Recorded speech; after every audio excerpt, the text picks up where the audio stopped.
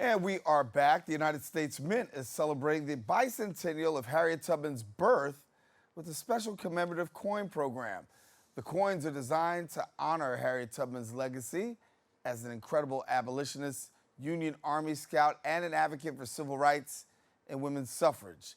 Joining me now to tell us more is the director of the United States Mint, the Honorable Ventris C. Gibson. And we thank you, Director Gibson, for taking the time and being with us here on the Social Justice Forum.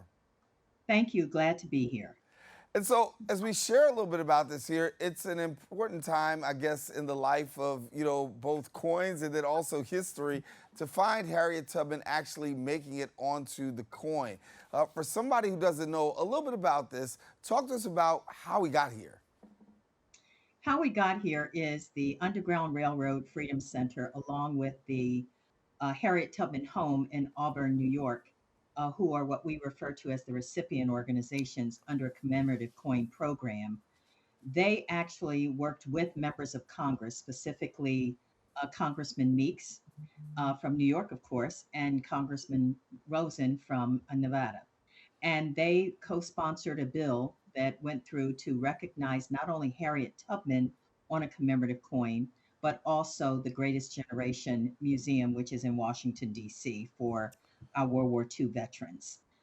On Harriet, after it passed, the president, of course, signed it, and we were given the assignment as the United States Mint to design coins, a silver coin, a gold coin, and a third coin, which we refer to as silver clad, that actually represents the three different phases of her life and her tremendous trailblazing efforts that she's done for us as an African American people, but also for America, because I always say that Black history is American history.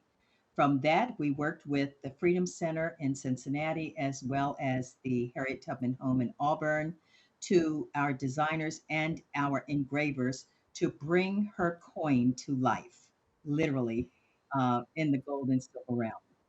So that's how we got here. Yeah, and when we talk about it being here, it's out. The public is actually purchasing it. What has been the reception like seeing Harriet Tubman on coins? The reception has been tremendously successful, very well received, and excited because Harriet Tubman, not only a trailblazer and a pioneer, as I shared earlier, but she influenced American history through not only leading enslaved people to freedom, through, as you said, being Army, she was an Army scout. She also planned and executed one of the most successful missions as a woman of color during slavery time that resulted in the freedom of 750 slaves in South Carolina, at what South Carolina refers to as the Combee, but we know it as Combahee. That's all right, and successfully did so. So her efforts just are phenomenal. And I am just one of the people that stand on the shoulders of her and so many others, but primarily her, because I can't be in this position or where I am today without what she did for us as a people and us as a nation. And when we talk about you yourself, obviously, that was the question I was going to ask because when you look at, you're the director of the United States Mint, and not only are you the director of the Mint, now you're overseeing the production of these coins, and they're actually out there hitting the public. And as a woman of Mhm. color, looking at the life and the legacy of Harriet Tubman, and then you yourself being the one that's actually green lighting this to the American and the world. What's that like for you? It has been a wonderful, heartwarming, and defining moment in my life because the United States Mint, one, has been around since 1792. And we have been the primary, if not only, producer of American coinage in the United States is used for circulating and gold purposes, etc. But what it means to me and what her accomplishments were is simply remarkable.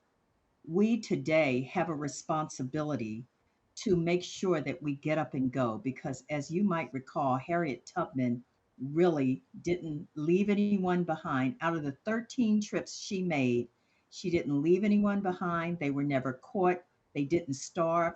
In fact, in between her trips, she worked to make sure that her journeys, people didn't have to worry about food or clothing or anything. So it means so much to me as an African American woman, as the first African American of the Mint, to be around, because when we say connecting America through coins, it's not just connecting coin collectors that have existed for many, many years, and we love our collectors, but it's about reaching out to our communities.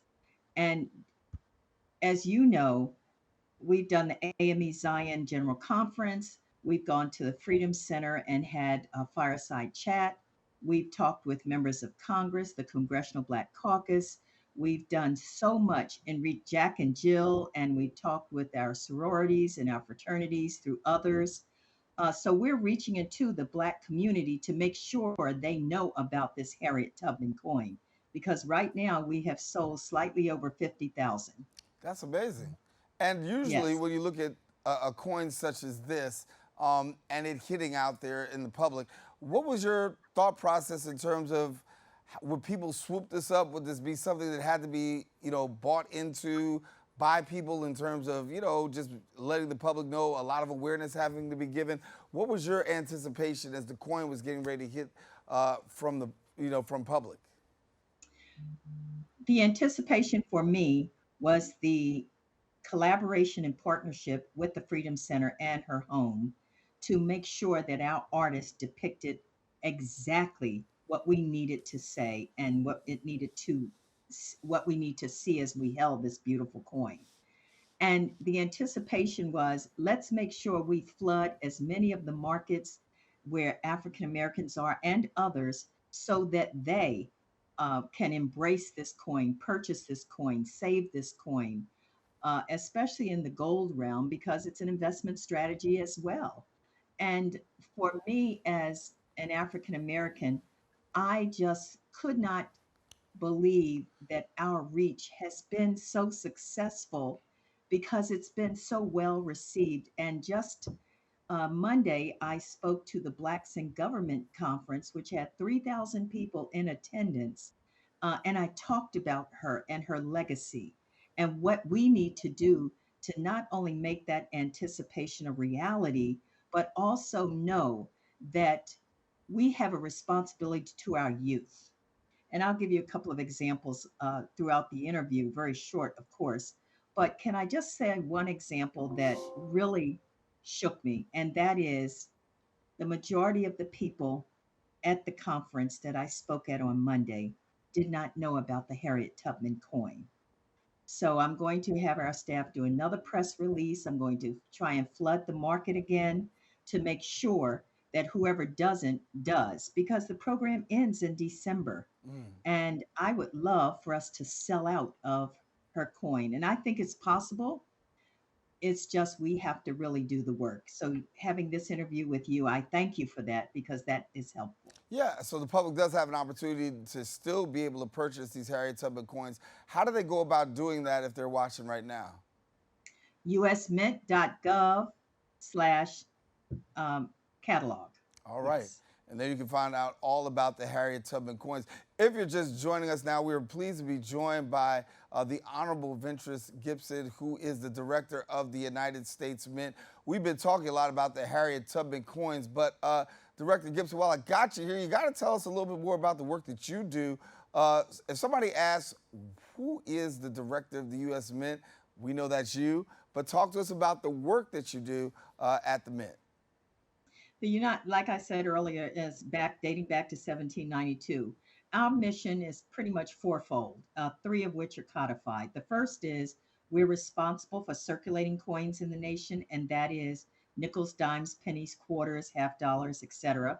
We work with the Federal Reserve to ensure that when they place an order for circulating coins, that is what we spend, then we meet that order in what they've requested. And then it's further distributed to the banks in the United States and overseas. That's number one. Number two, we're responsible for what we call the bullion program. And that is a gold investment program that we have in silver that that people make investments through the purchase of gold. And then our third program is the numismatics or coin collecting, where we do various programs like the Harriet Tubman, like Generation, the Greatest Generation, and many others, as well as congressional gold medals and other precious metals. And then, last but not least, but very important, we're responsible for protection of the nation's gold reserve, which is through Fort Knox. I have 1,700, nearly 1,700 employees in 6 facilities, and my responsibility is to provide executive leadership oversight of all of us. And we get no money from the federal government. We have to earn our keep through the bullion program, through commemorative programs, et cetera, and coin collecting. So what you're trying to tell me is I'm talking to the person that's in charge of Fort Knox. Is that right? That's right. Well, and we're talking to the person in charge of Fort Knox. Also, a part of the Mint, too, is also up in West Point, New York. Can you share with us a little bit about the history for those of us who are in New York who don't know about the Mint in West Point, New York, and what makes that Mint in West Point so special? The Mint in West Point was an assay office. That is where you look at the coin and its contents, etc. And it was in New York City, and a decision was made to move that and the associated gold that it uh, maintained to a facility that could specialize specifically in the bullion that is the gold program. So their primary mission is to administer to the nth degree of perfection gold and silver coins. Amazing. They do not do circulating. In fact, Philadelphia and Denver are the two facilities that do all of the nickels, dimes, pennies, and quarters. And just as a reference point, during the pandemic, we did 14 billion coins a year. We're now doing about 9 billion a year. So Wow. we've kind of stabilized since then. That's a lot of coins. It is a lot. It is a lot of coins, and a lot of coins are out there for sure. Honorable Ventris Gibson, our guest here on the social justice. When we talk about social justice, two things we talk about in this show. We have diversity, equity, and inclusion. We hear that conversation a lot in a lot of the organizations and the offices that we talk to. When it comes to the Mint, talk to me about diversity, equity, and inclusion because, to be honest, I mean, people are just now finding out there's a woman of color that's actually running the U.S. Mint. But we know historically that's not always the case. That's right. That's right. I joined, and I have to give honor and appreciation to the President of the United States, President Biden, because when I received the call from the White House, it was a little interesting when I ultimately said yes to the U.S. Mint that my background was more about people leadership and making sure people were taken care of compared to having a significant knowledge of manufacturing or coining. And I went ahead, I accepted the position because I love a challenge and I knew it would be a heavy lift for me, but that's okay. I believe in public service and thought this would be a wonderful opportunity. But what's very interesting about it is one of the reasons why they came after me for this job is the Mint suffered from the lack of diversity and some other issues that they had faced. And I believe they believed that I could solve the problem. So I created what we call a blueprint for transformation for diversity, equity, inclusion, and accessibility. Hired someone, looked at my demographics of people of color and other persons with disabilities, veterans, etc., and then put that plan in action. Today, we have more minorities at the grade 14 and 15 level than when I walked in the door. I hired someone to do civility training as well as psychologically safe training and making sure that part of diversity, equity, and inclusion has an outreach specialist that can help us outreach to all of the groups based on our coining. And in this case, Harriet Tubman, I told them go forth and find organizations that we need to get into the community in. And some have been very, very successful. And I am very, very happy that we have turned the corner.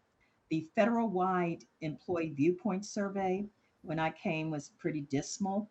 We have upped that by 20 something percentage points, so we're moving in the right direction.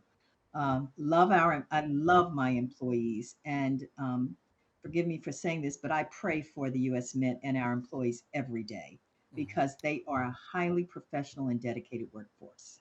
Don't have to ask forgiveness over here. You're talking to the wrong person right here. You ask. Listen, you say it and let it be said. I want to talk a little bit more from the perspective of the community because there's this community awareness, and when we talk about coin collecting, let's just be honest. In communities of color, it's not always at the forefront. And when we go to coin shows and things of that nature, you're not always seeing African Americans, people of color. What can be done to first educate people and help them to understand that there is something in coin collecting that's really worth pursuing? The first is starting at the elementary school level. We have discovery sets and other educational materials. We even have a dedicated education site on usmint.gov that the kids can go on, that parents can go on and begin to have conversations with their children about coin collecting. Also, talk with some of the uncles and some of the aunts and others because I found out after becoming the U.S. Mint director that my first cousin, who I was close to for millions of years almost, was a coin collector. Mm. And he was like, "Oh, I don't have to go through the process." I said, "Oh, yes, you do." That's right. There's So no family discount here. exactly. So we have gone out to schools every coin show. We take our education public affairs officer with us. We have comic books for persons of color. There's so many things we have. And even kids can go on our website and play online games regarding coining, but it's getting the message out. And one of the things that I thought was very interesting about the Freedom Center in Cincinnati, which is phenomenal, is that when I did the fireside chat, there were more non minorities in the fireside chat than African Americans, Mm. and by 10 to 1. Wow.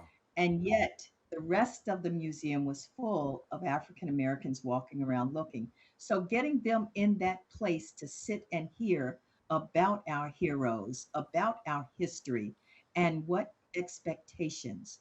For me, when we talk community, it for me it has always started with the church, and the Black church has always been an integral part of the community.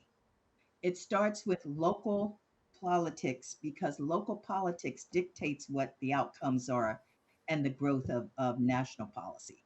And thus, making sure we're connecting with the Congressional Black Caucus, with those at our local level, and also reining in people who have that experience and can begin to speak to our communities in a manner that we receive it, such as through your program Thank you. and through yes, I mean, this is where it has to start, and we can't give up because there are those that would like to see us be, quote, second class citizens, and that's not going to happen.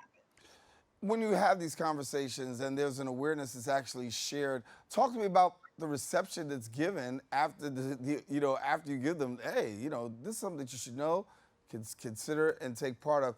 What is the reaction that you actually receive, particularly in communities of color, after you make them familiar with coin collecting? I think they're very excited. When we went to the AME Zion Church, the sales there for the coin were phenomenal. The Blacks in Government Conference, people were excited. If I had a booth there, I probably would have sold out, and we did sell out of some of the products in at the AME Zion Church General Conference. So the excitement is there. People are receiving it regardless of age and gender, and that is exciting, but we have to keep the message going. We cannot stop. And it's occurring outside of Black History Month, but yes, we can include it in Black History Month, but we should always be about making sure that our people know what our history is, where we've come from, and what we need to do to continue. And that's pretty much it. Yeah. And for young people, I mean, obviously you talked about the fact of being in the schools and having the schools become a part of this, a part of the connection. Mhm. Are we finding now that more and more schools are being connected to know about this, to get youngsters involved at an early age, so that way when they grow old, you don't hit, as the old saying says, they don't depart from this either. That's right. That's right. And so our outreach program for our schools, not only HBCUs as well, that's at the at the college level, but also making sure that if, for example, we had a quarter named after Dr. Sally Ride, the first woman astronaut to space, and we went to the Sally Ride Elementary School, and the kids all drew new coins that they would like to see for Sally Ride. So that education outreach is happening. It takes a minute because there are a lot of kids in schools, obviously, but it's engaging with those from those communities like Jack and Jill, as an example, like our sororities who do outreach, like Blacks in Government who exists nationwide. So it's really making our mark and keeping the tone where we need it to be. As far as youth are concerned, we also have to remember that youth have varying interests. We just signed a deal with Warner Brothers to bring about what we call DC Comics, and that is we're going to make Batman, Superman, and Wonder Woman on coins. And we gave the public an opportunity to participate in a survey to define the next six superheroes. So we have that where people are very excited. We have the American music coming up, and I can't say much other than that's what we're doing, where we're stepping into a new era where we can attract new and diverse customers to uh, coining and coin collecting. Um, hey, we sent, oh, you would love this. We sent, well, not we, but NASA sent two pennies, Lincoln cents as we call them, Hmm. into space the last shuttle ride, calling it Pennies for Heaven. Wow. So that's pretty interesting. Penny's up there. All right, I got you. I got you. Yeah, Listen, yeah. and so Spider-Man's gonna be on a coin? If you voted for Spider Man, you could possibly see it. All right, all right. Well, listen, this is, I mean, exciting stuff. It's stuff that I don't think that everybody would think about. You know, I mean, when we think about coins, we think about pennies, nickels, dimes, quarters, and that. But to know that there are so many other things that are tied to, coinage is it's amazing. For you yourself, I mean, this, as you said, this is what you've always done. But what is, stuck out as like one of the most memorable moments for you in all the work that you've done so far in working as the director of the Mint? The memorable moments for me is when I looked when after I had visited all facilities and all of the shifts because we're 24/7 operation. Uh, I said I want to make coins too. I want to see what it feels like to walk in the shoes of the workforce, so that if they came to me with an issue, I knew how to respond because I knew what the work entailed. And I, for a shift I didn't do did I do the 8 hours? I think I did almost 8 hours. And I ran seven presses and made $35 million in quarters for the national economy. And I have to tell you, at the end of that shift, I was exhausted. Wow. So I knew exactly what they went through. And then all the other facilities said, "Well, you got to do a shift here and you have to do a shift there." But that's one of my proudest moments. The other proudest moment was on Friday. The United States Mint, out of 4,000 coins worldwide, won the International Coin of the Year award. Wow. Wow. And it is it is a beautiful coin. And then to top it off, we also won Best Gold Coin of the Year internationally. And so we're getting our footing. We're doing great things because the team is a good team. Yeah. And when they come to me with an idea, I go, "That's good. Let's do it. Let's try it." Well, listen, you're a visionary, and certainly I think that shows in your leadership and what you've been able to do, and the things that you've been able to really convey to the greater public through your work. And I think all of us who kind of like know you and know the work that you've done are very proud of the steps that you're making, really in helping to advance the cause, and then also to create awareness in places where probably people would never, never be aware and never think that this is, never think this is possible. What advice do you have for somebody who's thinking, listen, you know what? Maybe this is an area I want to go in. Maybe there's somebody who's watching right now and say, I want to be a U.S. Mint director when I grow up. What advice do you give them? I would say that always put your best foot forward. My father trained us in various sayings, and the one that we embrace the most is good, better, best. Never let it rest until your good is better and your better is best. And then, secondly, which has to do with my personal choice, is I try and operate by faith, by obedience, by seeking to be the best Christian possible.